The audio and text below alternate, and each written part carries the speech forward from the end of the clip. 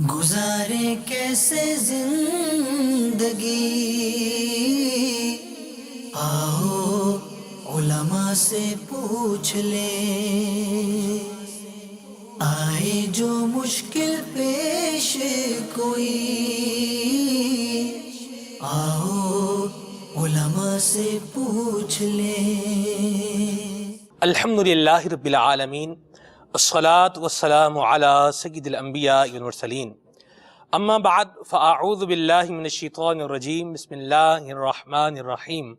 الصلاة والسلام علیک یا رسول اللہ وعلی آلک واصحابک یا حبیب اللہ۔ الصلاة والسلام علیک یا نبی اللہ وعلی آلک واصحابک یا نور اللہ۔ مدنی چینل کے ناظرین، آپ دیکھ رہے ہیں سلسلہ دارالافتاء اہل سنت۔ اس سلسلے میں آپ سبھی کو مرحبا کہتے ہیں۔ نبی کریم رؤوف الرحیم صلی اللہ تعالی علیہ وآلہ وسلم کی ذات بابرکات پر درود و سلام پڑھنے کے بے شمار فضائل و برکات ہیں۔ آقا کریم صلی اللہ تعالی علیہ وآلہ وسلم نے ارشاد فرمایا، تم جہاں بھی ہو مجھ پہ درود شریف پڑھو، بے شک تمہارا درود مجھ تک پہنچتا ہے۔ صلو علی الحبیب صلی اللہ تعالی علی محمد صلی اللہ علیہ وسلم، صلاۃ و سلام علیک یا سیدی یا رسول اللہ۔ آئیے چلتے ہیں آپ کی کالز کی طرف۔ صلو علی الحبیب صلی اللہ تعالی علی محمد۔ السلام علیکم ورحمۃ اللہ وبرکاتہ۔ وعلیکم السلام ورحمۃ اللہ وبرکاتہ۔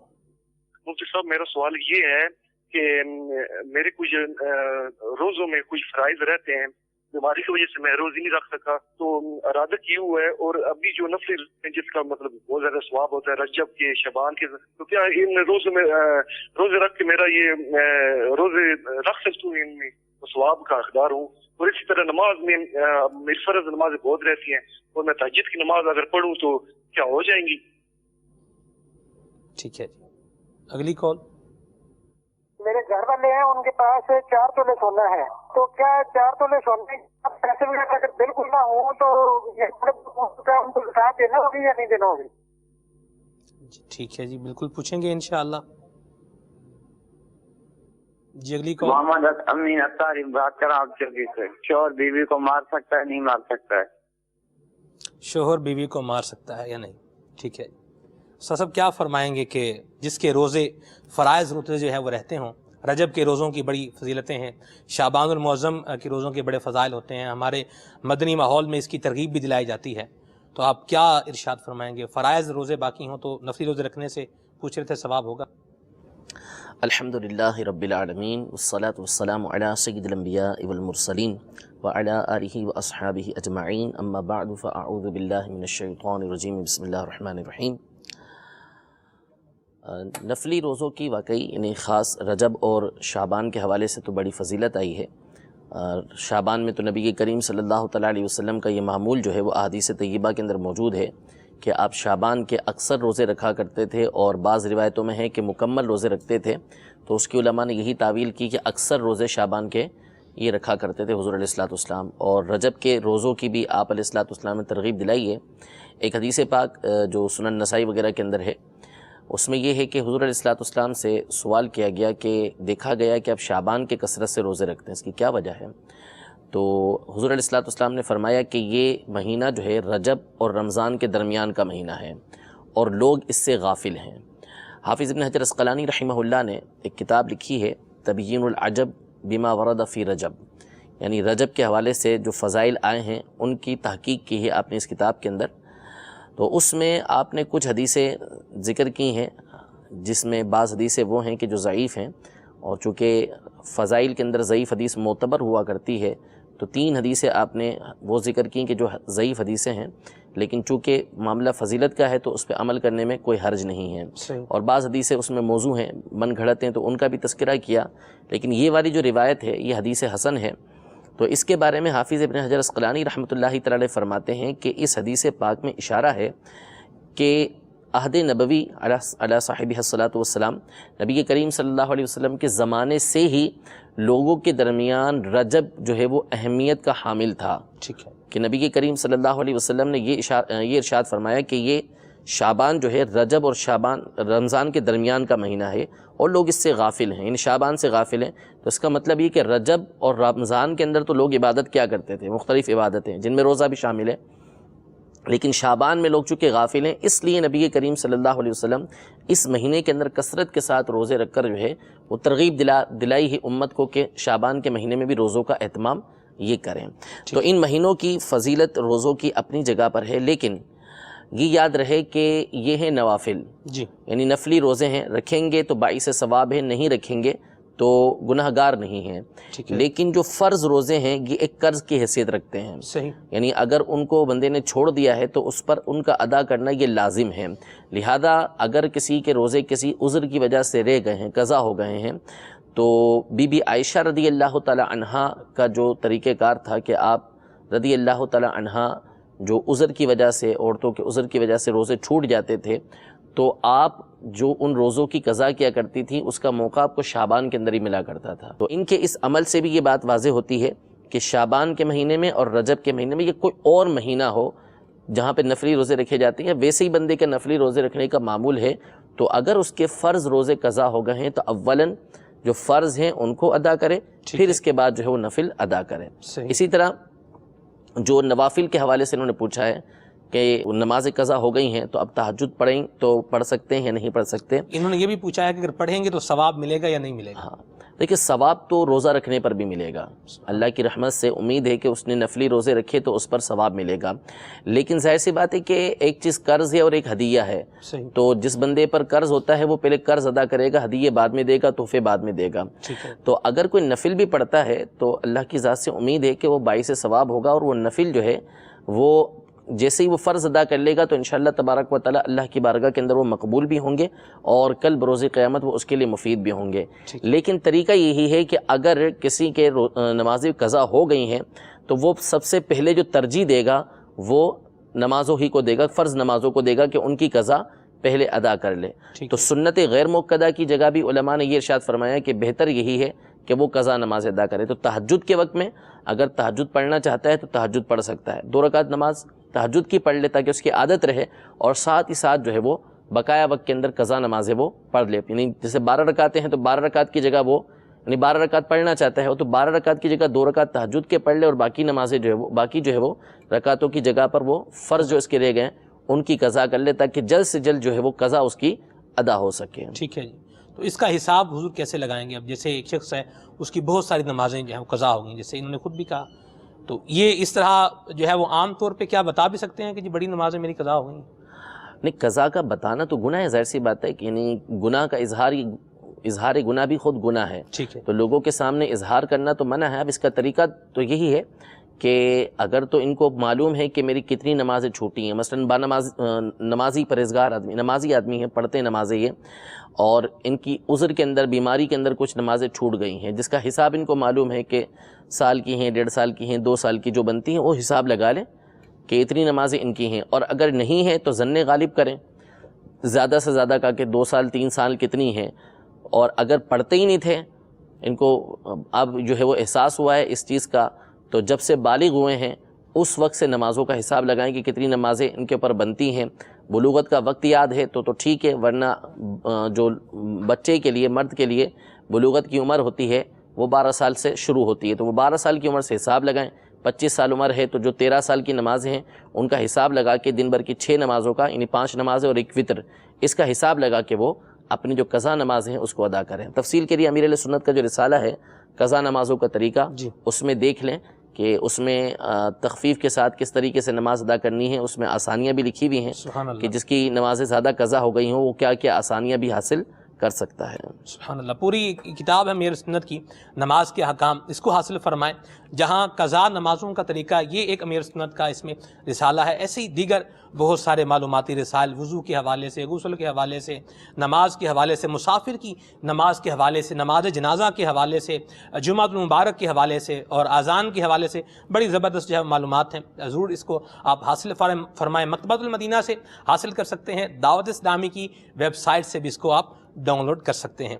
دوسرا سوال تھا استاد صاحب کہ 4 تولے سونا ہے گھر والوں کے پاس، رقم کچھ بھی نہیں ہے، زکوٰۃ ہوگی یا نہیں ہوگی؟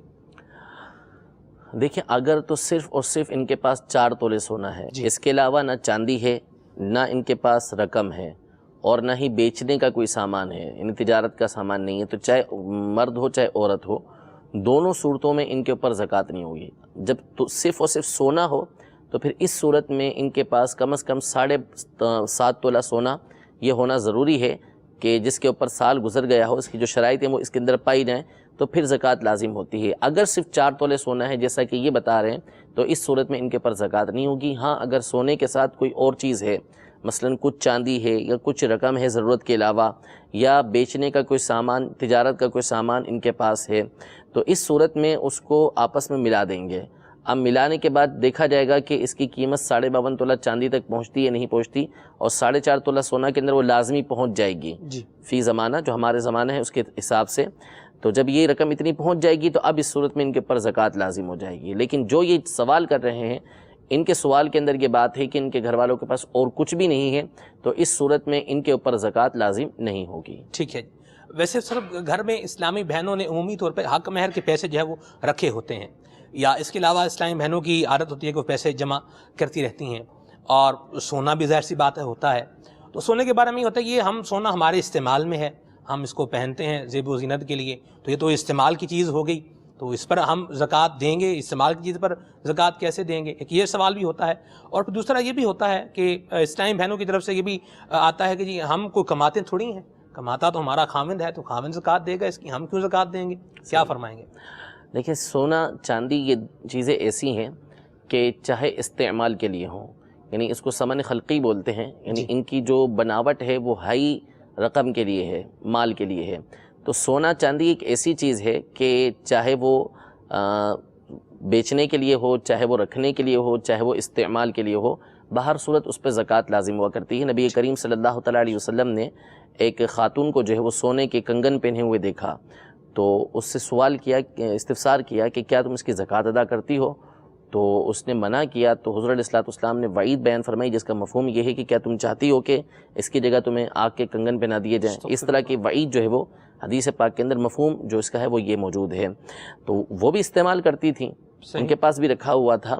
تو سونا چاندی اگر استعمال کرتی ہیں، استعمال نہیں کرتی، ویسے ہی رکھا ہوا ہے، تو بہر صورت اس کے اوپر زکوٰۃ یہ لازم ہوا کرتی ہے۔ اسی طرح یہ عذر نہیں ہے، چاہے وہ مرد ہو چاہے وہ عورت ہو، کہ وہ کماتے نہیں ہیں، تو سونا چاندی اگر کسی کے پاس موجود ہے جس کے اوپر زکوٰۃ لازم ہو گئی، اب وہ چاہے کماتا ہو چاہے نہ کماتا ہو، اس کے اوپر زکوٰۃ جو ہے وہ لازم ہوتی ہے۔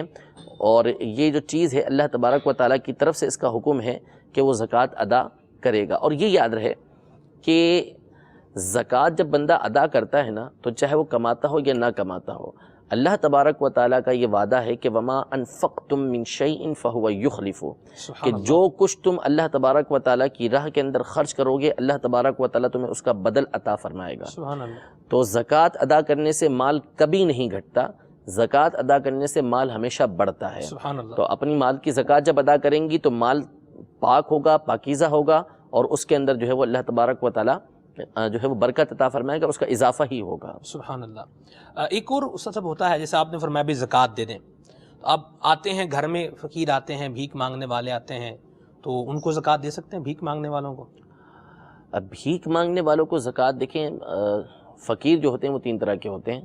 صحیح۔ ایک تو فقیر وہ ہوتے ہیں کہ جو بالکل ہٹے کٹے ہیں اور کما بھی سکتے ہیں، سب کچھ کر سکتے ہیں، اور بعض اوقات وہ غنی ہوتے ہیں، جی، یعنی ان کے پاس مال موجود ہوتا ہے، سب کچھ ہوتا ہے۔ ایسوں کو دیں گے تو سرے سے زکوٰۃ ہی ادا نہیں ہوگی۔ ٹھیک ہے۔ جبکہ ظن غالب مانگنے کے لیے آیا اور پتہ چل رہا ہے کہ بھئی یہ کمانے والا ہے، اپنا ظن بھی یہی جمتا ہے کہ یہ نہیں ہے شرعی فقیر، تو اس کو دیا تو زکوٰۃ ادا نہیں ہوگی۔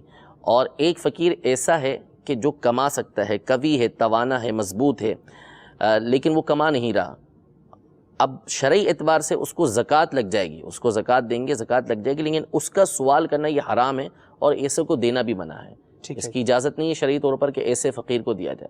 اور ایک فقیر وہ ہوتے ہیں کہ جو واقعی ایسے مجبور ہیں، غریب ہیں اور کمزور ہیں کہ کما بھی نہیں سکتے کہ جس کے ذریعے سے اپنی کفالت کر سکیں، تو ایسوں کو دینا جائز ہے۔ ہمارے یہاں عام طور پر جو فقراء پائے جاتے ہیں، پیشاور بھکاری، گداگر جو ہوتے ہیں، یہ شاید ہم سے امیر ہوتے ہیں. بجا فرما رہا ہے. اس اتنا میں بعض اوقات جی ایک عرض کروں اس پہ، ایک جو ہے وہ ایک فقیر سے بھیک مانگنے والا جسے کہتے ہیں، اس سے میری ملاقات ہوئی تو وہ بیٹھا ہوا تھا اور پیسے گن رہا تھا، اور اس کے پاس میں نے کہا کتنے پیسے ہیں؟ تو اس نے بتایا استاد صاحب کہ میرے پاس 490 روپے ہیں. مجھے کہتا ہے 10 روپے مجھے دے دو، یہ 500 روپے ہو جائیں گے. تو میں نے کہا بھی میرے پاس تو ابھی جو ہے وہ 490 روپے بھی نہیں ہیں، تو اگر یہ دیکھا جائے کہ پیسے تمہارے پاس کام ہے تو پھر تو تمہیں مجھے پیسے دینے چاہیے. تو میں نے کہا آپ کب سے آئے ہیں یہاں بھیک مانگ رہے ہیں؟ میں نے پوچھا آپ کرتے کیا ہیں؟ انہوں نے کہا میں بھیک مانگتا ہوں. کرتے کیا ہیں؟ وہ پیشہ بتا رہے ہیں بھیک مانگتا ہوں. تو میں نے کہا آپ کب سے یہاں آئے ہوئے ہیں؟ عصر کے قریب کا ٹائم تھا جو مجھے یاد پڑ رہا ہے. انہوں نے کہا کہ میں 2 بجے جو ہے وہ آیا ہوں. تو 2 بجے سے لے کر عصر کے ٹائم تک وہ بندہ سمجھ لیں آپ 490 روپے جو ہے وہ کما چکا ہے. ایک بیچارہ جو چھابڑی اٹھانے والا مزدور آدمی ہوتا ہے، سارا دن محنت کرتا ہے، تو اس کو 500 روپے یا 600 روپے جا کے دہاڑی ملتی ہے. یہ آپ نے بجا فرمایا ہے. یعنی اس حوالے سے ہمیں کچھ دیکھنا چاہیے کہ آیا یہ مستحق ہے بھی یا نہیں. بالکل دیکھنا چاہیے.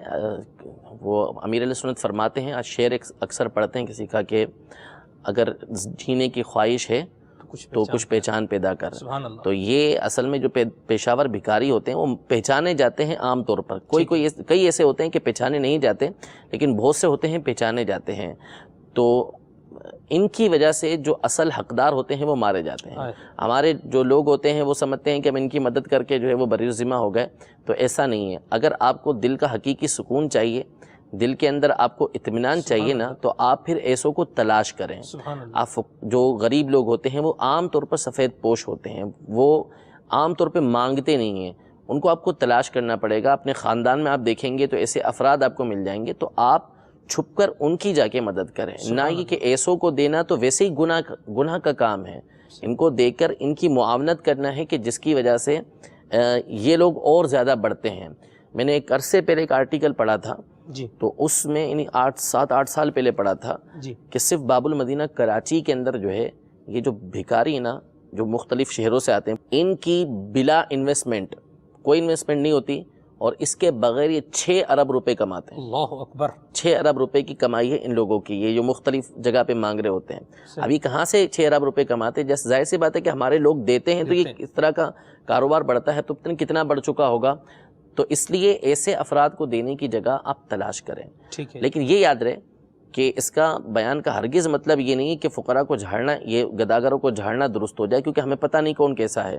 لہذا اگر آپ کو نہیں سمجھ آتا تو آپ اس کو نہ دیں، لیکن اس کو جھاڑنے کی یہ اجازت نہیں ہے، جھڑکنے کی اجازت نہیں. ٹھیک ہے. سر ادارے بھی جو ہے وہ لے رہے ہوتے ہیں زکوٰۃ، تو اس میں بھی کیا ہمیں کچھ احتیاط کرنی چاہیے؟ کس ادارے کو دیں، کس کو نہ دیں، کیسے دیں، کیسے نہ دیں؟ جی بالکل ظاہر ہے کہ جو دینی ادارے ہیں اس طرح کے، جیسے دعوت اسلامی ہیں یا دیگر ہیں بعض، تو ان کو دیں تو ان کو بتانے کا حکم ہے کہ بھائی ان کو بتا دیں کہ یہ جو ہے وہ زکوٰۃ ہے، تاکہ وہ زکوٰۃ کے جو مد ہے اسی کے اندر اس کو استعمال کریں. تو اس میں بھی غور کرنا ضروری ہے. اہل سنت کے ہی آپ جو ہے وہ کسی ادارے کو دیں گے، کسی اور کو آپ نہیں دیں گے. ان تمام باتوں کی احتیاط یہ ضروری ہے. تو امیر علیہ سنت کی اس حوالے سے بھی کتاب ہے چندے کے بارے میں سوال جواب، اس کا بھی مطالعہ یہ مفید رہے گا. سبحان اللہ. میرے مدنی چینل کے ناظرین، الحمدللہ عز و جل دعوت اسلامی تقریباً مختلف زندگی کے جو شعبہ جات ہیں، 97 شعبہ جات میں دین کی خدمت جو ہے وہ کر رہی ہے. نگران شورا کی بارگاہ میں حاضری تھی، بیان آپ فرما رہے تھے تربیتی اجتماع میں. تو نگران شورا نے غالباً 4 یا 5 شعبہ جات کا، 6 شعبہ جات کا جو ہے وہ اخراجات بتائے تھے، تو وہ تقریباً 1 ارب 56 کروڑ اور اس سے جو ہے وہ زائد تھے. الحمدللہ یہ ضرور نہ صرف پاکستان میں بلکہ بنگلہ دیش کے اندر، ہند کے اندر، نیپال کے اندر، ساؤتھ افریقہ میں، یو کے میں الحمدللہ دعوت اسلامی کے جامعات جو ہیں یہ کام کر رہے ہیں. اس کے علاوہ دعوت اسلامی جیل خانہ جات میں دین متین کی خدمت کر رہی ہے. قیدیوں کو قرآن کریم پڑھایا جا رہا ہے. دعوت اسلامی کے ساتھ اپنا جو ہے وہ تعاون فرمایا زکوٰۃ کے حوالے سے، تو یہ بھی آپ کے لیے ثواب کا ذریعہ بنے گا انشاءاللہ. ایک سوال تھا حضور کہ شوہر جو ہے بیوی کو مار سکتا ہے؟ مار سکتا بھی ہے، مار نہیں بھی سکتا. اصل میں جو اجازت دی ہے وہ کچھ شرائط کے ساتھ ہے. شوہر بیوی کے اوپر جو مار کا حکم ہے وہ اس صورت میں ہے کہ جب اس کے علاوہ کوئی حل نہ رہے. یعنی سب سے پہلے، یعنی مثال کے طور پر بیوی جو ہے وہ نافرمانی کرتی ہے، کسی صورت جو ہے وہ سمجھنے کی کوئی صورت بن نہیں رہی، تو اولا اس کو پیار و محبت کے ساتھ سمجھائے. اب پیار و محبت کے ساتھ نہیں سمجھتی تو اپنی خواب گاہ جو ہے وہ اس سے الگ کر دے، یعنی بستر اس سے الگ کر دے. اس پر بھی نہیں سمجھتی تو پھر جو شرعی حد ہے اس کے اندر رہ کر اس کو مارنے کی اجازت ہے، یعنی چہرے پر نہیں مارنا، سر پر نہیں مارنا، ڈنڈے سے نہیں مارنا، ہاتھ سے ایسا مارنا ہے کہ جس کے ذریعے سے اس کے جسم پر نشان نہ بنے۔ یہ ساری صورتیں ہیں فقہی اعتبار سے کہ یہ اجازت بن جائے گی یہاں پر جا کر، لیکن جو طریقہ کار ہے اس میں بہتر یہی ہے کہ عورت کے اوپر کبھی ہاتھ نہیں اٹھانا چاہیے، ٹھیک ہے، کہ یہ جو ہے وہ ہاتھ اٹھائے گا تو اس کے نقصانات اس کے سامنے مزید بڑھتے چلے جائیں گے۔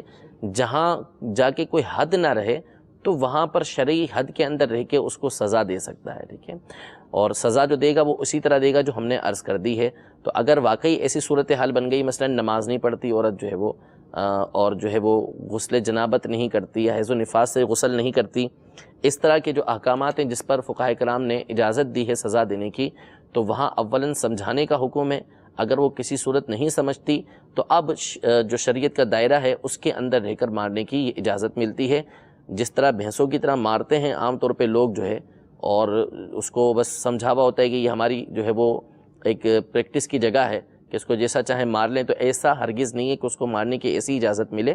مارنے کی اگر اجازت بھی دی گئی ہے تو وہ شریعت نے اتنی دی ہے کہ چہرے پر نہیں مار سکتا، سر پر نہیں مار سکتا، ایسا نہیں مار سکتا کہ جس سے اس کے جسم کے اندر جو ہے وہ کوئی نشان پڑ جائے، 3 ضرب سے زیادہ نہیں مار سکتا، 3 ہاتھ سے زیادہ نہیں مار سکتا۔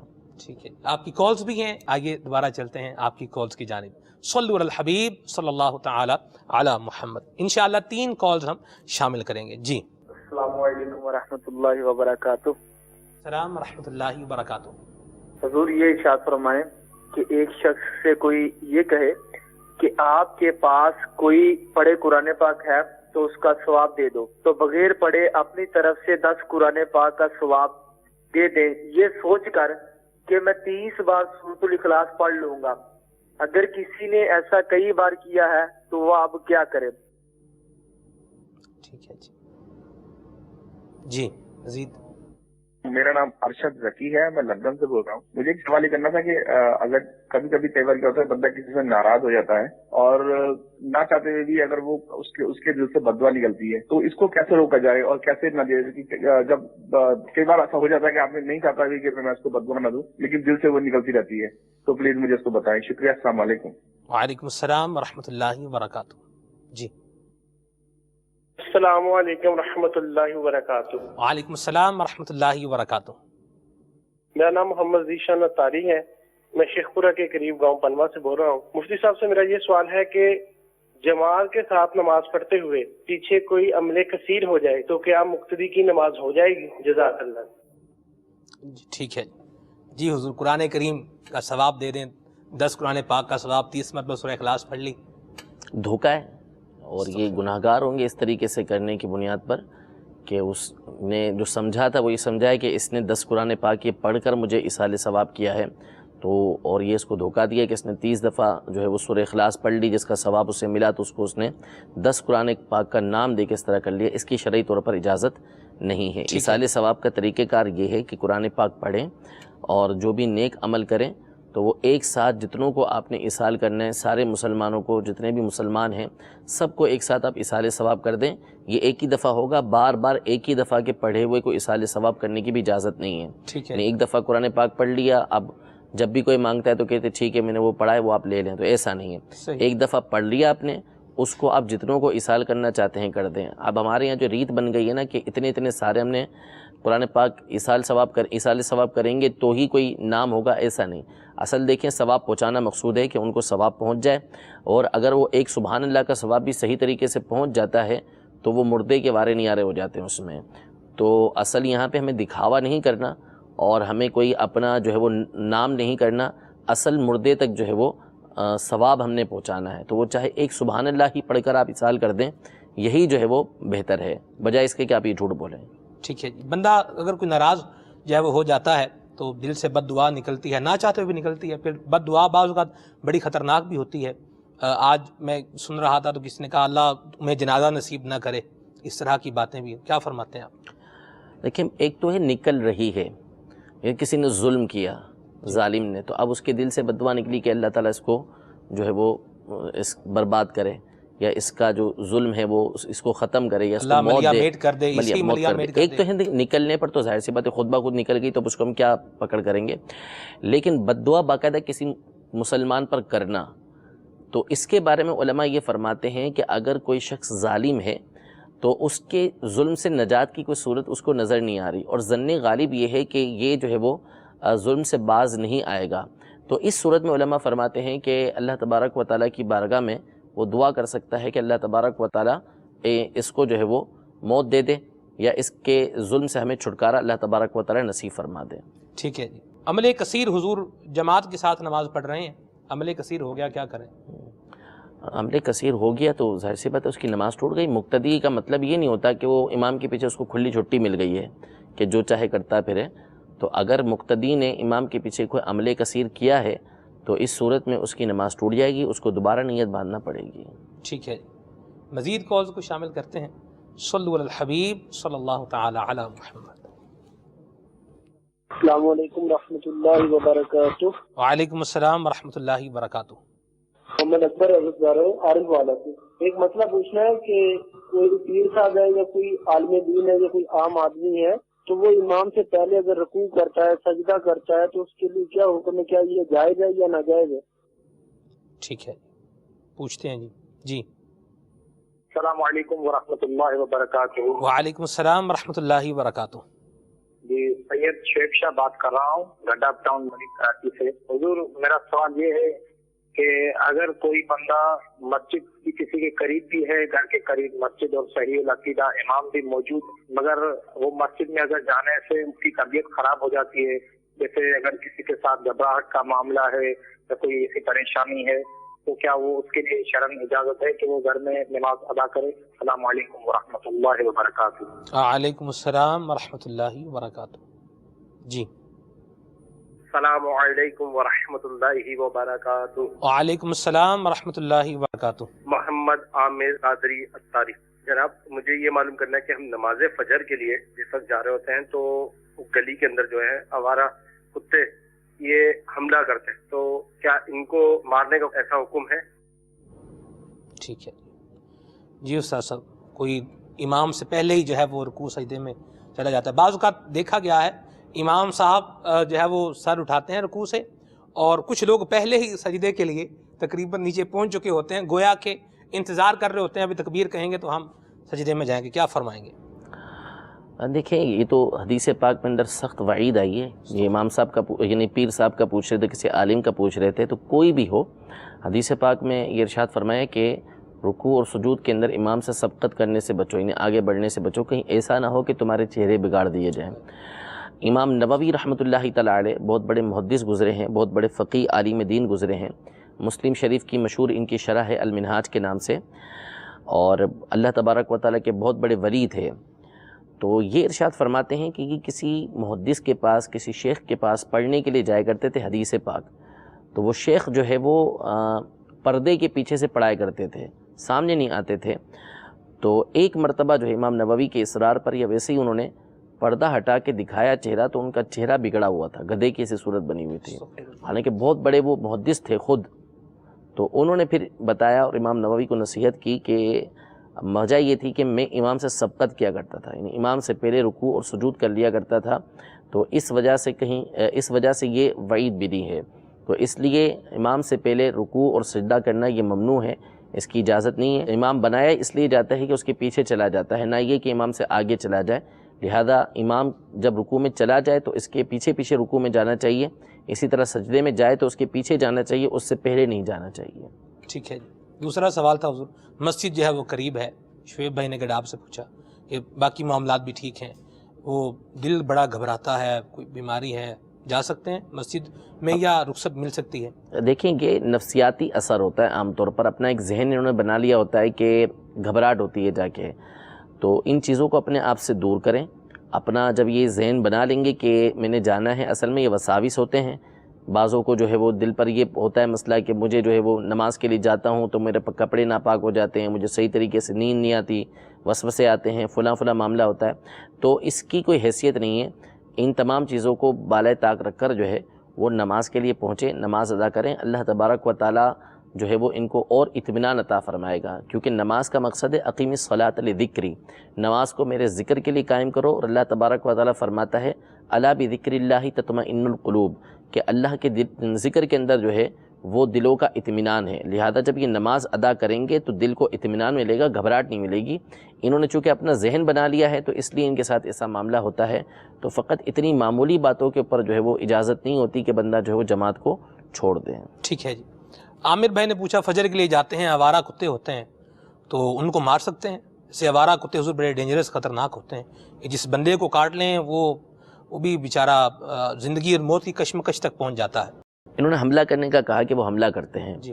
تو اب دیکھیں اگر وہ حملہ کرتے ہیں تو اپنے ساتھ کوئی لاٹھی وغیرہ رکھیں، تو ظاہر سی بات ہے کہ جب وہ حملہ کریں گے تو پھر ان کو مار سکتے ہیں، مار کے ان کو بھگا سکتے ہیں، اپنے آپ سے دور کر سکتے ہیں، کیونکہ وہ اذیت دے رہے ہیں۔ تو وہ اذیت دے رہے ہیں تو اس وقت مار کے بھگانے میں کوئی مسئلہ نہیں ہے۔ ٹھیک ہے۔ اب ہاں اگر صورتحال ایسی بن گئی ہے کہ وہ کتے جو ہے وہ کاٹتے پھر رہے ہیں لوگوں کو، پاگل ہو گئے ہیں، تو اب اس بنیاد پر جو ہے وہ شریعت ان کو مارنے کی بھی اجازت دیتی ہے کہ ان کو جان سے بھی مارا جا سکتا ہے، جو طریقہ کار ہے اس کے مطابق۔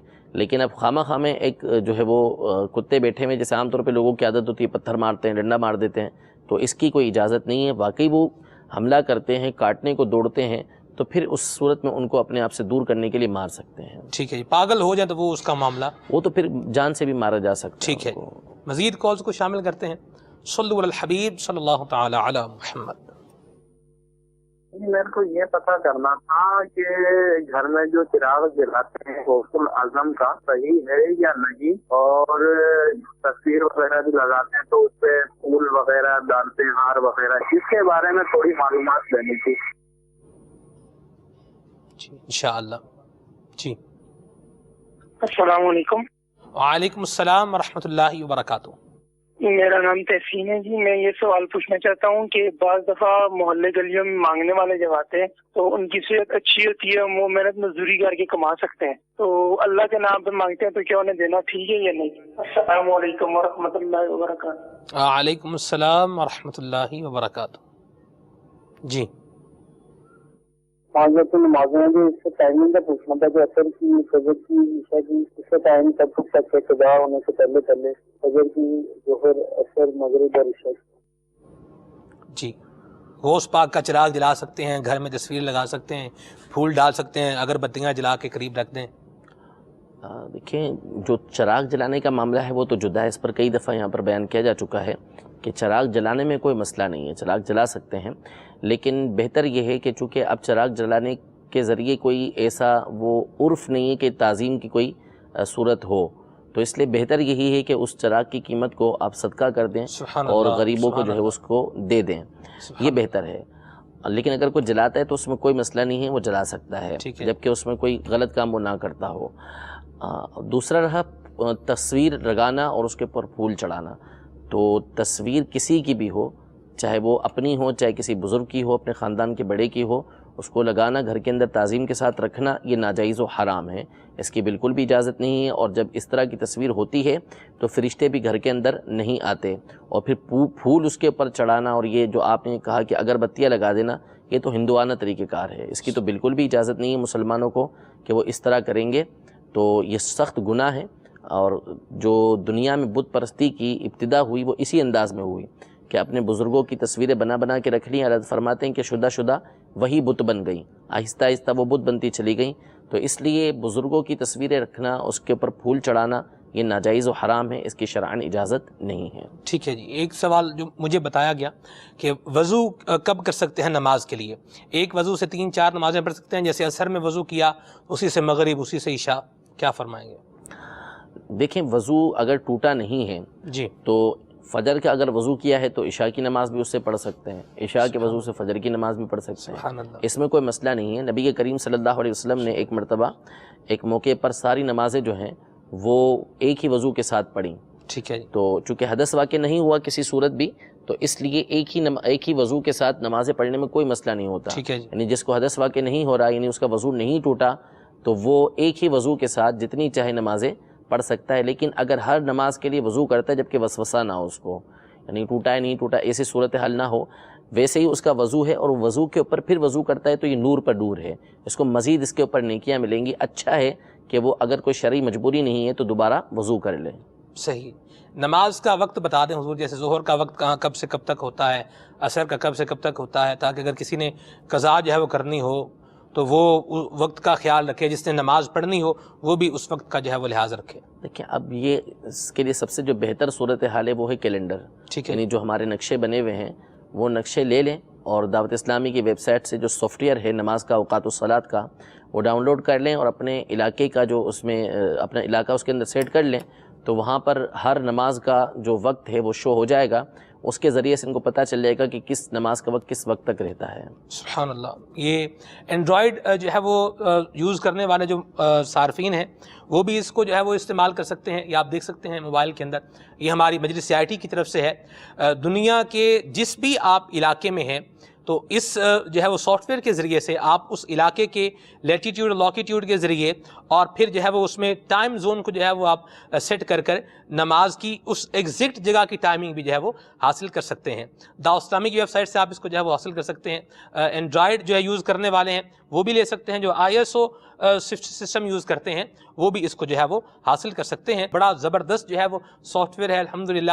دعوت اسلامی ہمیں اس موبائل کا درست استعمال بھی جو ہے وہ بتا رہی ہے, تو ضرور اس کو جو ہے وہ اپنے پاس آپ دعوت اسلامی کی ویب سائٹ سے حاصل کر سکتے ہیں. اس میں 27 لاکھ مقامات کا نہیں ہے جی, وہ ویب سائٹ پہ ہے حضور. اچھا, اس میں یعنی اس میں تو دنیا میں جہاں بھی ہو اس کے میپ کے ذریعے سے وہ پن وہاں پر آپ رکھتے ہیں, وہ پن پہ ڈبل کلک کرتے ہیں تو وہ ہمیں وہاں کا طول بلد اور عرض بلد بتا دیتا ہے, بلکہ اس جگہ کا بعض اوقات نام بھی جو ہے وہ بتا دیتا ہے.